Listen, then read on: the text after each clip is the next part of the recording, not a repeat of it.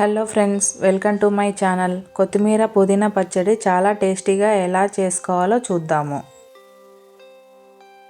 ఈ పచ్చడి వేడివేడి అన్నంలో వేసుకొని తింటే చాలా బాగుంటుంది. ముందుగా ప్యాన్లో 1 టేబుల్ స్పూన్ ఆయిల్ వేసుకోవాలి. ఆయిల్ వేడైన తర్వాత 1 స్పూన్ పచ్చిశనగపప్పు, 1 స్పూన్ జీలకర్ర, 1 స్పూన్ ధనియాలు, 1 స్పూన్ ఉద్దిపప్పు వేసుకొని లో ఫ్లేమ్లో బాగా ఫ్రై చేసుకోవాలి. దినుసులు ఇలా వేగిన తర్వాత మన రుచికి సరిపడా ఎండుమిరపకాయలు వేసుకొని బాగా ఫ్రై చేసుకోవాలి.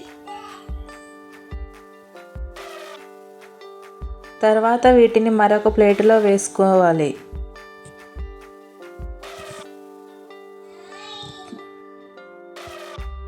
తర్వాత అదే ప్యాన్లో కొంచెం ఆయిల్ వేసుకోవాలి.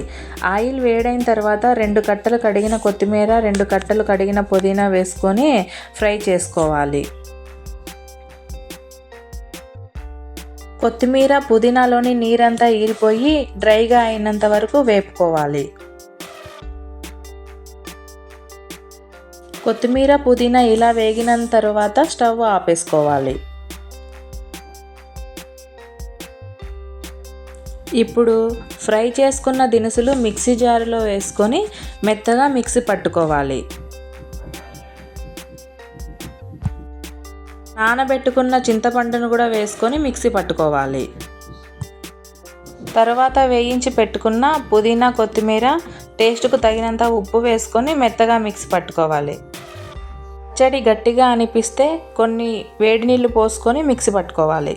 తర్వాత ప్యాన్లో పల్లి ఆయిల్ వేసుకొని ఆయిల్ హీట్ అయిన తర్వాత శనగపప్పు వేసుకొని లైట్గా ఫ్రై చేసుకోవాలి. తర్వాత ఉద్దిపప్పు, ఎండుమిర్చి వేసుకొని ఫ్రై చేసుకున్న తర్వాత వెల్లుల్లిపాయలు వేసుకోవాలి.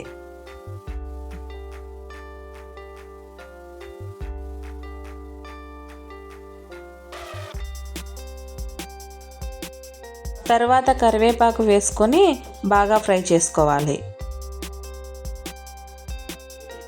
తర్వాత జీలకర్ర, ఆవాలు వేసుకొని బాగా ఫ్రై చేసుకోవాలి.